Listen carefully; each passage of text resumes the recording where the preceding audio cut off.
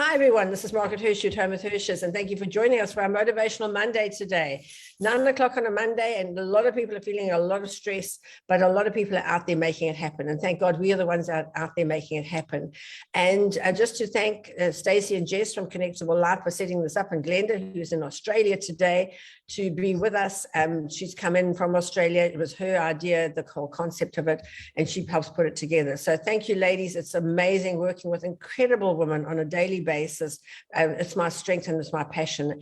And I had a whole lot of my friends for dinner in Cape Town the other night, and it was just wonderful to have these really strong women, all of whom have survived and thrived through COVID, and are just putting their all into helping other women to survive and thrive as well. And that's what today is all about. It's about women helping women. And we're so blessed today to have Remy with us as our guest speaker. And I met Remy ages ago. She's more Alan's friend than my friend. And it's when they sit and chat and they're absolutely enthralled with each other. And the lady tapped Alan on the shoulder the one day and said, "Does your wife know that this is going on?" And he said, "Yes, she does, and she's fine with it." So I think it's fantastic to have a passion. Mountain climbing has never been my passion. It's always been Alan's passion. I went up Monte Picchu once and never again. It was absolute hell, but I'm glad I did it, but that was enough for me. So I'm going to introduce Remy now. And Remy went through, she'll tell you the story, went through the depths of depression through a setback in her life, and decided to come back, and has now thrown herself into mountain climbing, and has climbed 6 of the 7 top peaks in the world, and culminating in Mount Everest, which was last time. And my husband, who climbed Kilimanjaro without me, thank goodness, and then went on to do Everest Base Camp, and he was going to go on to climb Everest, but when he was going to climb was the day they had the avalanche and all the Sherpas died. And I said to him, "This is a sign, come home." And thank God he did. But Remy went on, and through so many setbacks decided to climb, and eventually made it to the top. And Remy, that feeling when you got there must have been the most amazing feeling. But I don't want to get to the end. We're not going to start with the end in mind. We're going to start right at the beginning, when you went through a setback in your personal life, and tell us how that affected you. Thank you, Margaret. Thank you for having me, everyone. I'm really grateful for this opportunity to just share and chat and, support with these discussions around mental health and everything. And hopefully my journey can offer you a little bit of solace in what maybe you're going through, and some courage to get through what you're going through. So for me, I found myself, in a few years ago, just in a space of an all-time low. And I'd come from a history of suffering through depression, and then predominantly it was anxiety that was controlling my life. And I say it was like this crippling conductor, just dictating my moods, dictating my feelings, and kind of holding me back from my authentic self. It gave me this false sense of security, me wanting to control everything in my life. And that was the anxiety speaking, not like Remy inside, who I was. So a few years ago, towards the end of 2016, I was in an all-time low. And having been through what I'd been through, I knew I didn't want to go back to this dark place. And at the time, I was living in Joburg. I had a successful career, and I really loved my job. And I had an inspiring group of friends and everything. And so from the outside, it wouldn't seem like I was struggling or that this was all going on. So I reached this all-time low, and I knew I needed a big challenge, something to put something into perspective. I don't know why, maybe a little bit like you, Margaret, I hadn't climbed mountains before, and I had no intention to, but in this dark space, I was like, I need this challenge. I need a mountain. Maybe the literal comparison of climbing a peak was something that resonated with me subconsciously, but I don't know why. I wanted to climb Kilimanjaro, no previous experience of mountaineering or climbing, no training, and I booked a trip for myself, and I went alone, and I climbed the highest peak in Africa. I think it was like a month or two later, and it all came with relative ease. Like I was in my flow out there, and also I had suffered from severe sleep issues when I was on prescription tablets for 10 years, couldn't sleep anywhere that wasn't my room. It gave me a lot of stress and anxiety as well. But there I was in Kilimanjaro, and just soaking up this challenge and just realizing like what I was capable of and what I could achieve. And from that moment when I was standing on the roof of Africa, it was like this turning point for me. I knew that mountains and me were going to have a very long relationship together. And there was this deep, powerful connection for me. And how I like to say it now, going on to have climbed so many more peaks, is that, you know, the mountains is an environment when you're out there, it's this powerful presence that gets you through. It's one step in front of the next. You can't think about the camp you came from or the camp you're going to. It's literally the power of your presence that's going to take you there. And I think that's just such a big lesson that we can take back to normal life. Because when I come back, you know, to Cape Town, you know, the buzz, that stirs up the anxiety again. It's when we lose that present moment, because anxiety always comes from the past, it comes from the future. If you can be present in your moment, you can take one step at a time and get through. So that's a beautiful aspect of mountains that really made me love the journey.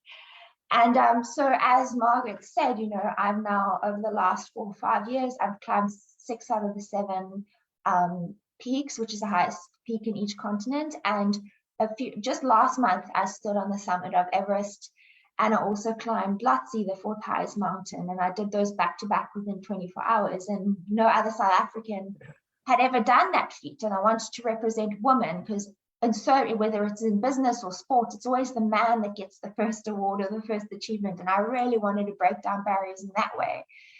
And then I also managed to be the first South African woman to climb Lhotse. So that was kind of my journey from then to now. And I still find myself in an environment where I have to manage my anxiety. But that's kind of the progression of my life over the last 5 years. Okay, well, there you go. So I think that the whole thing is, when you're feeling depressed or miserable or anxious or incompetent in any way, you've got to have somewhere to focus your energy. You have all this energy, but you're focusing it on the wrong thing. And I think to the realization to say, I've got all this energy, I'm focusing it on the wrong things. How can I focus this energy correctly? And then to focus that energy correctly on something that's going to improve your life rather than something that's going to detract from it. And I know with my mom, I'm writing a book on my family at the moment. So I sat my mom down. I thought she's going to love this. Mom, tell me about the good old days. And she said, do you know what? I'm not even there. I'm not going that. I've been there. I'm not going into the future. I'm just going to live in the present. I'm just going to live for today and make today the best day ever. And I thought, what an amazing thing that I thought she'd love to reminisce about the past. She had no intention of doing that. So a lot of my book, I was going to just go and go into history and find out. But I think Remy, also being the youngest person to do this, I think is going to be an accolade. It's going to be a feather in your cap to be the youngest person to do it. But Jess, when you have people that are suffering with depression and that, I always get them something to do. You've got to have something to focus your energy on. When they come and sit with you and go through your thing and you say, oh my God, you are really depressed. You're going through these huge anxiety attacks. What do you do with them? Yeah, Remy, loved your story. Thank you so much. Loved listening to that. I love how what you've sort of done with your life is such a metaphor of your struggles and what you've sort of been through. And I think what stood out for me while you were speaking was that from the outset, you seemed to have it all and it was all going for you. And, you know, people can go, but what does she have to be sad about? What does she have to be anxious about, depressed about? And I think this is the sort of mentality that a lot of people have when it comes to mental health, is that, you know, it can't happen to me. It shouldn't happen to me. And that it is this silent illness that a lot of people are struggling with. And we just don't know, you know, they may seem to have it all together, but they go home and not so much. So, I mean, it's statistically 1 in every 4 people is suffering with some sort of mental illness. We've all got a brain, so we've all got mental health. Therefore, we're all susceptible to mental illness, and we don't always see it that way. So, if you could have all the sort of steps in place, but if we're not living out that true why, that true purpose, that true authentic self, like you mentioned, then it's still going to feel like something is missing. So it's really, really great that you managed to find that in mountains. And Margaret, to get to your question, yeah, I think it's just about figuring out what is missing for that person and who is best going to be able to guide them in finding that purpose, and whatever it is that's missing for them. Yeah, and Stacey, from your side, just that whole thing of taking literally, I think, one step at a time up the mountain teaches you in life, if you've got this challenge ahead of you, if you just take that one step at a time, would you say that would make the biggest difference? Yeah, exactly. And it's also a case of unpacking the past a little bit. So to see what has happened, why you've reached the point that you've reached, and what you can change in order to make a new beginning. Like with Remy, like you clearly found, okay, this crazy city world is causing me anxiety and depression in some ways. How can I change that? And finding your mountain to climb was your out. While you were talking, I actually thought to myself, I wonder what Remy thinks about when she's climbing those mountains. Is that, do you find that you just staring out, you're looking out, or you're concentrating on every step, or are you processing your thoughts? What is the thing you think about most? It's such a strange question, sorry. But while you were talking, I thought, oh, I wonder what she thinks about when she's out there. This is a long time. Yeah, it's long. No, it's a great question. And you know what's so humbling out there is you realize your insignificance in the natural world. Like we can build up issues in our head and make them into these huge things, but actually so little of that, the things we worry about and cause us stress and anxiety, we actually don't need them to control our lives like that. And when you're out there surrounded by these Himalayan peaks that are just massive, and you get to witness the most exquisite beauty of your life, you realize that's all I need to be happy. I just need this around me, these people that share this passion with me, pushing my physical body, because that creates obviously endorphins. And it's just focusing on exactly where I am in that moment and realizing my insignificance in this grander scheme of life. Yeah, and I think they say that a setback is a setup for a comeback. So when you had your setback, now you set yourself up for the comeback, and you started climbing the mountains.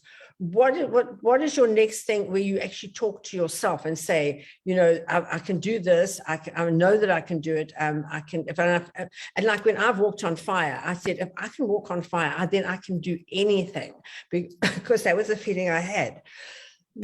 Sorry. So what is your feeling to yourself now? What do you say to yourself when that depression starts to take hold, that anxiety starts to creep in again? What do you say to yourself, and how do you get over that thing? And for the people watching out there, if you need help, ask for it. I mean, how often do we try and handle it ourselves? And when a professional comes in and says to you, right, this is what you do, it's just so much easier. So how do you handle it, Remy, when you see that depression creeping in again? Yeah, so just also, so the depression, I feel like I've got a handle on that. That was more my late teens and early 20s. It kind of transpired into anxiety, and then I was on medication for anxiety specifically. But just to your point, just to backtrack a little bit, Margaret, I'll get back more to how to deal with anxiety and how I deal with it. But you hit the nail on the head with talking about setbacks. And for me, I don't necessarily, the leading up to what I've spoken about, I wouldn't say that the anxiety and that was the setback and the turning point from a setback point of view, but more in terms of committing to my journey on the mountains, right? And I had this goal in mind and this vision of how I wanted it to go. And and now when I have achieved my Everest summit, my Lhotse summit, all the other summits, like that's often what's spoken about. It's like the end result. They're like, when people come up to me and congratulate me, I always feel like a little bit like overwhelmed, because it's so much emphasis on the achievement, the end result. And I guess that's in a lot of aspects in life. A record is set or business deal is done. That summit is reached. And then there's this huge emphasis on that. But what I wanted to talk about briefly is like the sacrifices and the failures and the setbacks, as we mentioned, that happened along my journey, not prior to my anxiety or while I had anxiety. It's now when I'm like, oh, I feel like I'm getting on top of things And then boom, there are going to be setbacks and sacrifices that you make along the way that you didn't anticipate would be part of your path. And so for me, I was on Everest last season. So 2021, I was there. I'd invested a lot of my own money. I had got sponsors on board. There were 2 cyclones while I was climbing. I was up at 8,000 meters. There was a cyclone that came, and we were told to turn back and we had to come down. And that's an Everest expedition takes up to 2 months. That's 2 months of my life. And then the intense training that happens before Everest, you're also making so many sacrifices on a social level, and then, all these kind of things. You can't do it all. Ultimately you want balance in your life. But sometimes when you have a big dream and goal, it's like a little bit of a pendulum, and it swings to the one side, and it's going to come back to the middle. But for me, the pendulum had to stay a bit longer to the one side, because then I wanted to obviously come back and do Everest, and I, had to sell my house to put more funds into it. It's not like I'm all of a sudden living this like incredible life where I just have funds flowing, no longer work at my corporate job. So I don't have the consistency of that solid income either. But, all those aspects are all challenges I'm still facing. But yeah, I achieved these summits. That was my dream at the moment. So with the setbacks, I think it's so important as a community. We briefly spoke about this before we connected live, is as a community, if we can also normalize just talking about failures and setbacks, because a lot of the anxiety is like, we don't want to step out of our comfort zone because the unknown is fearful. What happens if we fail? We don't want to fail because what will people think? Oh, that's how a lot of us live our lives. But if we just say, if even big companies say, I read this in the book somewhere, that we should set goals that we're likely to 50% fail at, like have a 50-50 of succeeding or failing. Because to navigate that feeling of failure can give you so much strength and resilience. In the moment, it's the last thing you want to deal with, for sure. But there's a song, I love this song. So the lyrics of the song is, no one ever tells you there's freedom in a failure. And that always resonated with me ever since I heard that song, because I've been through a lot of these setbacks as well and navigating this new journey of my life. And at first you're like, what? Freedom in a failure? Like, that doesn't make sense. But if you take a moment to unpack that and you realize, hey, let me reflect on my life about the times where I think I failed, I've had an immense setback. And I'm here now today. Let me reflect. I got through. I'm so capable. I am so powerful. I can do hard things. There's a lightness that comes with that. There's a lightness that comes with, oh my gosh, I broke through that feeling of, how am I going to get through this? How am I going to overcome this failure? And I did. And we do. We get through. With support, with asking for help, like you said, we can get through these failures. And that's what that song lyric is like. There's this freedom in failure. And I think let's talk about failures. Let's talk about setbacks. Let's ask for help, because community at the end of the day is such a beautiful asset, and we all have amazing communities around us. And if you don't, there people like Jason Trace that can and support you through. But you're never going to have to face these darkest fears alone. And I think that's what's so powerful in a setback, is like you said, we can come back from these setbacks and we can flip them and turn it into a strength, because we can tap into our courage, tap into what we're capable of. Absolutely. And I think it's all about courage, and we've got that courage. And I think I always teach women especially to draw on that courage, because if you can draw on that courage and you literally feel it coming up into your body, once you draw on that courage, you know that you can do it. And there's a girl who had left her husband after an absolutely awful situation where he did beat her up continually, and the kids and the whole lot. And she said, she stood up the other day and she said, I'm just so proud of myself that I had found the courage to leave him. And she said, if it hadn't been doing in our group, she would never have got that courage. And she'd seen her mother go through it and her grandmother go through it, and they had stuck it out. But she found that courage. And I think it was through groups like this that we say to women, you do have that courage. You just have to draw on that courage and for it. And she took a leap of faith. And I think that's the other thing. We're so averse to risk. I don't want to take a risk. My mother said to me yesterday, I've never taken a risk in my life. And I said, Mom, I take risks every day. And that's why you've been in your little comfort zone. You've never got out of there in your whole life. But I have had the most amazing life because I've got out of my comfort zone and taken the risks. And I think as women, we are averse to taking risks. We want to have the security of the corporate job. We want to have the security of the husband, even if he does beat us. We want to have the security of the home, even if we got to, suffer a couple of clubs to pay for it. And I think those days are gone. And I think if we can just say to women, you have the courage, use that courage, draw on that courage, and give yourself the courage to go out and make that change. So Remy, when you decided to make the change, you did Kilimanjaro, and then you thought, well, what should I do next? And you did the next peak. What was the next peak? So the next peak was actually Mount Elbrus in Russia. Oh my gosh, thank God you're not there now. Exactly. So I decided to my corporate job kind of ran its course. Like I mentioned, it was a great environment. I loved my job, but it kind of, after 6-7 years, it ran its course for me.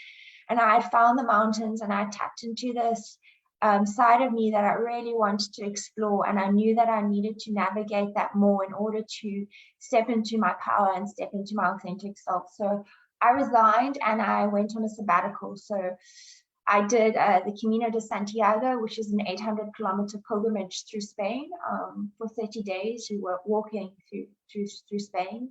And it's quite a spiritual journey. I think that was also a big turning point in my life because, every night you're sleeping somewhere else, and you're meeting new people every day. Everything's different every day. There's no security or safety in terms of what I was used to. And then, I started hiking more, and I started exploring more like what my physical body was capable of. And I think that's also a powerful tool for mental health as well, just to weave that in there as a form of exercise. And I know it's often easier just said than done, but like brisk walking, sunshine on your face, nature, the power of nature is indescribable. And I started discovering that really and fully for the first time. And then I was curious about these peaks, because that summit high was something that really, really got to me. So then I did Elbrus. And to mention the other peaks, and you've got Aconcagua in South America, you've got Denali in Alaska, and you've got Antarctica, Mount Vincent. So I was there as well at the end of last year. It all sounds very cold. How did you cope with the cold? I got frostbite, Margaret. It was. Oh, imagine your fingers falling off, your toes falling off. Oh my God! No, I got some frostbite on my fingers, but luckily we treated them, and it wasn't too bad. So it was more like frost nip. So not the actual frostbite. So I was quite concerned leading into my Everest expedition, but the Everest weather was just unprecedented this season. I had the most beautiful expedition in terms of what the weather gods provided me with. I think last year they were, a bit upset for some reason.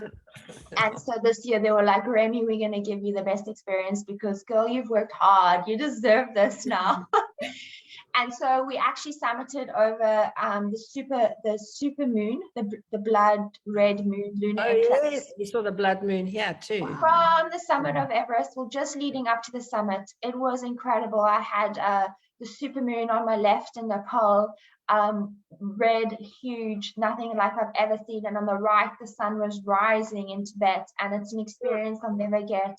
I tell my friends, if I die tomorrow, I'll die happy, because I don't know if anyone in history could say they've witnessed something like that from the summit of Everest, because what has to align in terms of timing and weather and everything for that to happen. I don't think it's ever happened before in terms of summiting Everest exactly when that occurrence was happening. But just leading back, also weaving into something that I really felt like was important for me to express on this as well, is like perception about experiences and things and values, like what do you value in life and success, and this whole concept around success. Yes, I have had these successful summits, and I also I love words, and the power of words are very important to me. I love to write. I'll write my book soon, and I think like success is also a heavily loaded word.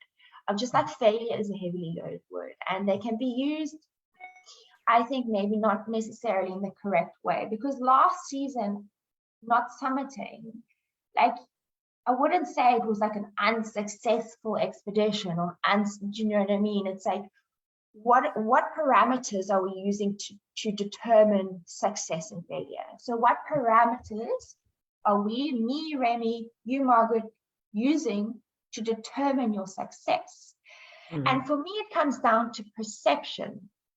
So if we set a big goal and we decide to determine the success of that goal around our values, then the end result, what happens if we achieve the goal or not, that doesn't determine whether it's been a success. So if we do an exercise, I love doing this exercise as well. If you sit down for 30 minutes, an hour, and you decide, okay, what are my 5 biggest values in life? What do I value the most? And for me, you know, I've got a few, I'll briefly run through them. So I've got 5 values, and for me, it's the first one is joy. So fun, play, curiosity, discovery, awe. And we've got like impact. How am I making impact in my life? How am I giving back? What charity am I caring for? How am I making impact in people's lives? And then we've got authenticity. So am I always acting in integrity? Am I being my authentic self? And we've got grace. Grace is gratitude, humility, positivity. And I have this artificial sunflower that I take with me on all my expeditions. It goes on my backpack, and I take that to the summit of every mountain. And that is a reminder, always of grace in my journey.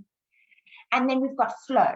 So that flow state, performing my best, feeling my best, so focused. And so if I look back, for example, using my last expedition as now this example of determining my perception on success, did I conduct those 2 months in accordance with my values? Flow, joy, impact, grace, authenticity? Yes, I did. It was a huge success. So if we remove the end result of the determination of success and focus on our values as being our determination of success, then I think we can be in a very powerful place. And I think that's more accurate and more sustainable way of determining what makes us happy. Yeah, I think it is. Now, you went up to climb, you were ready to climb, and then the weather, you got up and you had to come back, you got up and you had to come back.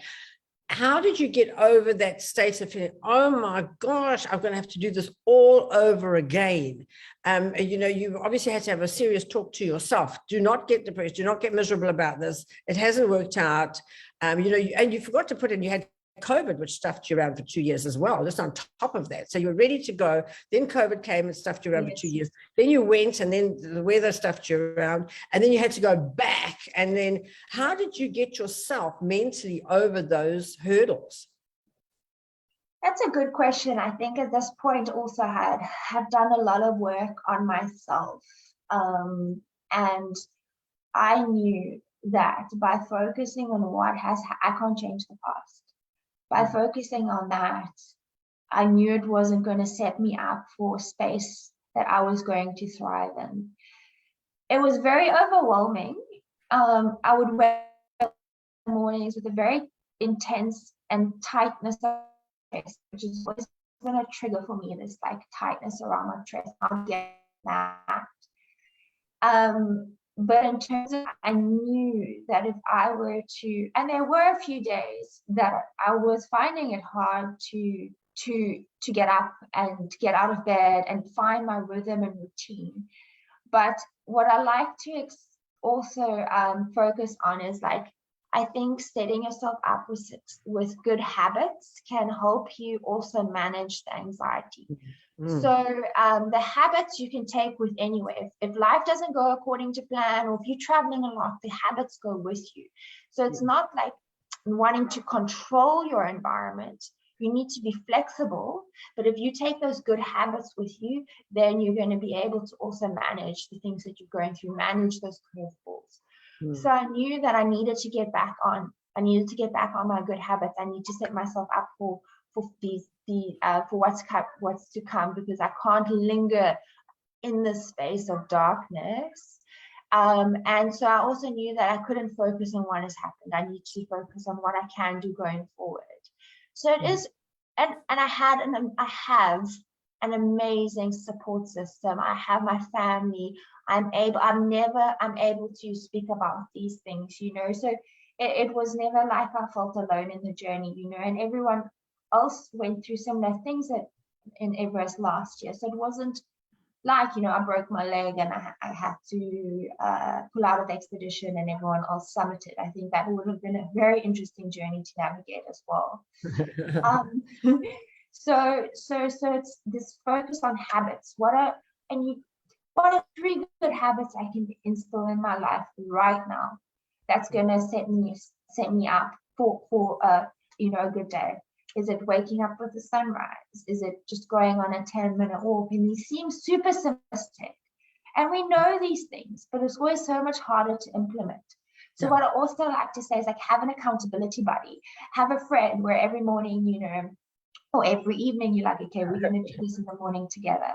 That simple act of accountability changes everything. And I think that's also something that we can focus on as a community as well. Now, one of the questions has come in, do you have a coach? Do you have, you know, people, I know like Marlene from Action Coach, she has a business coach, she has a financial coach, she has a social media coach, she has a whole lot of coaches who come in and help her along the way. Do you have anybody in particular who says, now Remy, get up, it's time to get up, take your vitamins, do your walk, do your blah, blah, blah, and then you know, okay, now you're climbing this, we must climb a bit faster, or when you're on your way, do they say, I don't know if they even have contact with people when you're climbing the mountain, do they say, okay, sit down, rest for a bit, or do this, do that, or do you just have to do it all yourself?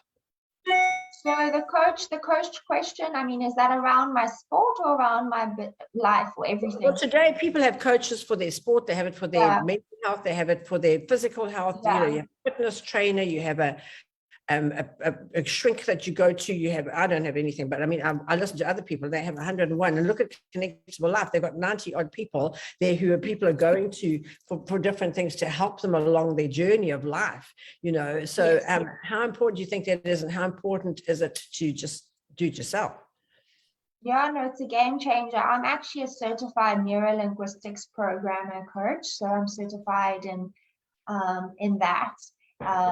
It's very important to me. My passion is also helping and supporting our youth through their mental health battles as well, because I think a lot of the time, you know, younger people, they don't want to speak to their parents, they don't want to speak to a certified psychologist. It's unrelatable for them. They want to speak to someone who's been through what they're going through right now, and support them in it. So someone that's more relatable, I think, has been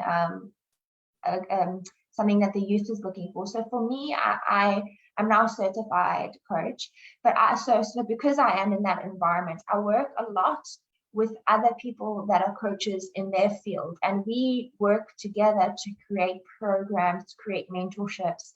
And so I'm already in an environment to talk a lot about these kind of things.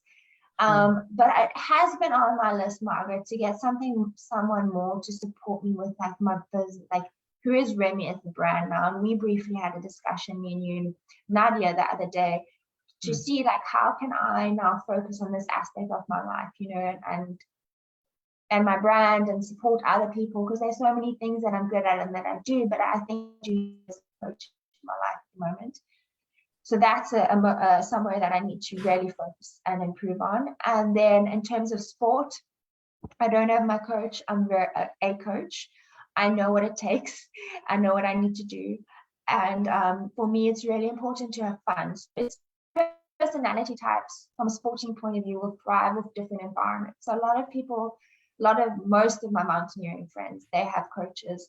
They like the statistics. They like the you know, the support of a coach. But for me, that just actually fuels my anxiety. I know I'm strong on the mountain. I'm extremely strong. So I know what I need to do. And I like to have fun in the process. So during a certain week, I know how many hours of training I need to do. Maybe some weeks will be more strength focused. Some weeks will be more mountain focused. And then to mix it up the whole time is very important in my character. So I think it's important to really go into space of self-reflection and introspection and see what is an environment that's going to serve my personality and what is good for me, and then lean into whatever coach will support you in that kind of way. Mm-hmm. Now, talk to us about nutrition, because obviously you have to eat extremely well, and then we've got to carry all your food up there. And I know when Alan went up, he was drying mincemeats in the oven, which freaked me out because I don't like anything like that in my oven. But anyway, and he was, they were making this food, and they got all this food and all these sweets along the way, and to get them energy and that. How important is food when it comes to anxiety? And is this particular food, if you eat, say, a lot of sugar, that you become more anxious and more miserable, or like sugar gives you a high and then you get to the low afterwards, So I'm trying to cut out sugar completely. I think sugar fuels cancer to me. Sugar is the thing that feeds cancer. If you don't have sugar, you won't get cancer. So how important is the food and actually eating good food all the time? Or do you break out? Like my breakout on a Sunday is I have 1 scoop of salted caramel ice cream, which is not vegan, but that's my Sunday treat to myself because I really like it. But how important is good nutrition in trying to get your mind right? Never mind your body. No, it's absolutely imperative. And I mean, it's also the whole concept of nutrition. It's, everyone knows it, but it's also so hard to implement. So if you can get someone to support you through it. So there's actually like tons of studies about how your tummy, your gut is like your second brain. Absolutely. And they're linked. They're heavily linked. If your tummy is upset, it's actually there have been cases, I do not want to like downplay depression because I've been there, and it's not something that you want to ever kind of take lightly, but there have been cases of depression that have been almost like sorted or come right through just implementing the right diet. Absolutely. And I find that's why with GPs, it sometimes annoys me so much. Like, it's like that someone comes and they're just so ready to prescribe medication when they don't actually look at the other aspects of life. Is this person getting some amount of exercise? Is this person eating a somewhat healthy diet? No one's expecting you, like you said, Margaret, no one's expecting you to be perfect all the time. 80-20 is always a good rule. But nutrition is absolutely paramount to support you to live a life that's balanced, healthy, and also from a point of mental health, it's linked. It's proven. It's proven through science that your tummy and your brain are linked. Yeah. So I mean, I from a sport point of view, I'm vegan as well, but again, like when I'm on the mount, so I definitely will never eat meat again, that's for sure. But sometimes I swing between vegetarian when I climb because it's just a matter of ease. Like, I don't need to be too prescriptive when I'm out there. We're just trying to survive. So if I need an egg, I'll have an egg. It's fine. Like, it's got protein in it. But then again, when you're in an environment like a sporting environment, a lot of the time it's like you need a lot of carbs, you need a lot of sugar. You actually need that type of fuel to get you through an event, to get you through a 100K trail race or whatever it is. So that's the extreme side of me. But in terms of just everyday living, you want to fuel your body with good food, good balance, protein, and then have that little treat every now and again. That's a good way to live. Now, talk to us about supplements and vitamins. And I'm so anti-pills. I never take pills. I absolutely hate pills. But, sometimes they say now, because of our food, we should be taking supplements and vitamins. What supplements and vitamins do you take? So my favorite supplement is magnesium because it supports with someone who's really sporty. It supports with recovery. Mm-hmm. But then magnesium is also, I take at night because it's also meant to support sleep. So I really love magnesium. And then the other stuff, I don't like to be dependent on a supplement. I don't want, because again, like then if I feel like I'm too dependent on it, what happens if I'm in an environment where I can't access these to then maybe I'll get anxious about that. So I like to be free in life. So then the other things I like to mix is something called lion's mane. It supports it supports brain health. And then ashwagandha, which also, these alternative supplements that also support sleep and supports the nervous system. So ashwagandha is also a really good one for someone who suffers with anxiety. It's all natural. And then sometimes I take 5-HTP to sleep as well, also a natural product. Iron, sometimes I don't eat meat, although I do blood tests actually every 6 months just to see where I'm at. And iron has never really been a problem, but a lot of women also need to supplement with iron. And I've actually had a few friends find out that they're iron deficient. They've been hugely depressed and low energy, didn't know what was wrong, went for blood tests, found that the iron was extremely low, did an iron infusion, and everything changed. So I think it's also important to get blood tests done as well. Like if you're in a state where you actually are so overwhelmed, you don't know what's wrong, like it's good to get facts and figures as well. So blood tests can help. Personally, I like to do it because I'm also such an active and physical person, and like it's really important that I'm optimizing my body and myself. And what other products? I have pea protein. I was quite amazed because I'd had to do some blood tests this week, and being vegan, it was, oh gosh, your iron's going to be low, and my iron was absolutely perfect. My red blood cells were absolutely perfect. So it just goes to show you can be extremely healthy being vegan, and just so long as you're eating correctly. So now, Stacey and Jess, let's just go to you, Stacey, first. What sort of people, when people come to you and they are depressed, do you ever ask them about what they're eating? Yeah, for me, we've been so exposed, thankfully, to so many different streams in the mental health field. And, a lot of people just don't have the time to almost figure out what's going on in their life. So they'll go to their local GP and go onto antidepressants. And, antidepressants are amazing, but they don't work for everybody. Because there's a whole lot within our bodies that needs to be working for medication to be absorbed. So, it's good to have the whole range, to go and see your GP, to go and see a psychologist, to go and get all these blood tests done. You don't have to do a huge range of them. You could go and see a functional medicine practitioner. For instance, just a small example. My husband is training for ultra marathons, but the trail kind, and he was really struggling. He sees a sports coach, and he was struggling, and he went to Jules, the functional medicine practitioner on Connectable Life, and she did a very simple blood test, and she found that he was pre-diabetic. And he had been pre-diabetic for years, and he's got an incredible diet, and he's very healthy, but it's his body makeup, and he wasn't absorbing the right nutrients. He wasn't eating the right foods to absorb the nutrients. He wasn't taking the right supplements. So she changed a couple of things within his world and his diet and his training schedule, and put him onto different supplements for his training, and it's completely changed his life. So each one of us is different, and we all have a different path and road to take. So going along the different steps and finding out what works for you is what helps. So like you, Remy, so incredible, going into the mountaineering stage to work through anxiety. I mean, it's wonderful that you found that. And for every person, we all have something that we can do to find our special space. Yeah, so everybody's got a special path to take in life, and your mission in life is to find your purpose, and your purpose in life is to then share it, which is exactly what Remy's doing at the moment. But Jess, I just want to come back to you. What do you think about being depressed, going and taking pills, antidepressants? They don't last forever. So at some stage you've got to, I always laugh when people say they put her on sleep therapy for 3 days. And I said, when she woke up after 3 days, she just had to cope with the stress again. You've got to wake up sometime and say, this is how I'm going to change my life. What do you feel about just swallowing antidepressants and hoping for the best?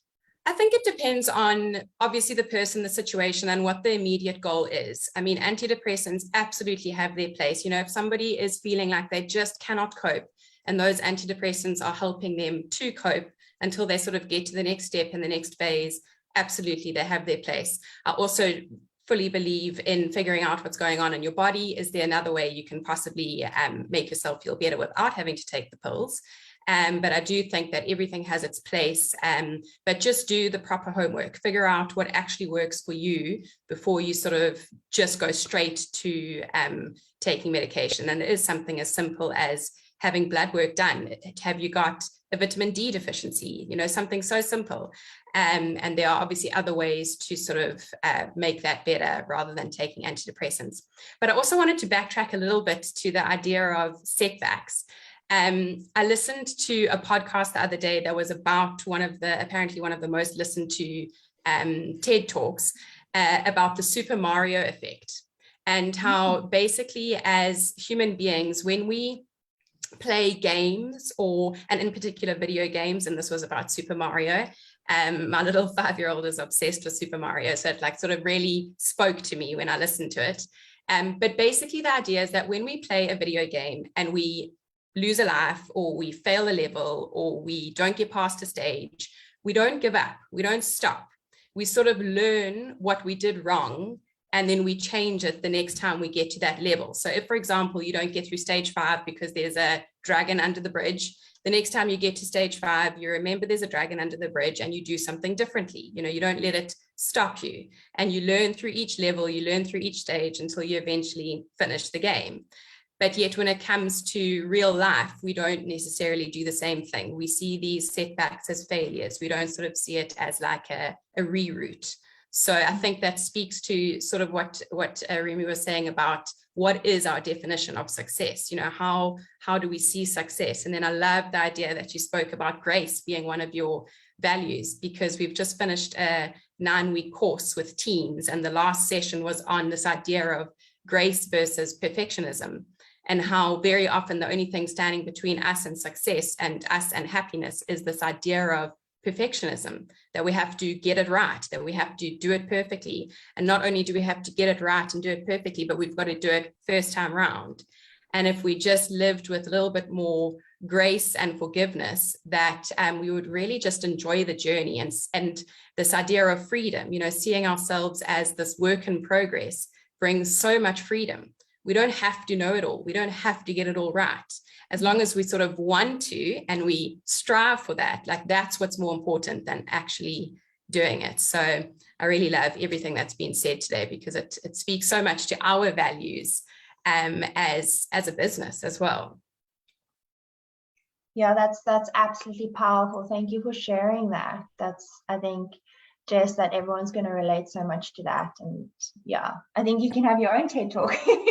Yeah. So for me, what was really great yesterday, being Father's Day, my 2 little grandsons, my son's 2 little boys, had to write something about their father for school, and they wrote, you know, where he goes, what he does, and all this. And what do you like most about your father? Now, they're in 2 different classes, so they couldn't copy each other, and they both wrote down, my father is really kind. And I said to them, that was like, wow, you know, that both your children think of you as really kind. That to me is the greatest thing, because they could have said a lot more about you because he's a really, really successful person. But to them, that was the most important thing. And I think today we don't realize how just being kind to people just will make such a difference in their lives, especially when they're going through a hard time. You know, and so it's so easy to go lecture, oh, you should do this and this and this and this, but actually just to be kind to them and say, you know, that you're in this situation now, you understand that your life is a journey, it's not a destination. And we just be kind to them and help them to come up. So Remy, let's go on to your speaking career now. You're going around the country speaking to all different groups, to corporates, to smaller businesses, to people in general, and obviously to sports people as well, to talk to them about your journey and that how has your speaking career evolved and how would you like to see it evolve? Oh, and she's gone. Are you back? Remy, come back. Okay, so until she comes back, she's obviously lost signal now and trying to get it. I hope it's not load shedding. It's not 10 o'clock yet. But yeah, so Remy comes around and she's going around to all the different corporates, to businesses, to ladies groups, to wherever. And she's speaking on her journey through depression, through using the mountains to get herself back to being able to cope with life, and that it is a journey. And she is continually improving herself. As she said, she's an NLP practitioner. She is working really hard at getting herself back into. Oh, there you are. You're back. We're talking about you. Thank you. I got the question right at the end, and then obviously the little tech gremlins took control. But I am back. Yeah, so yes, I was listening about your speaking career and going in and speaking to different people.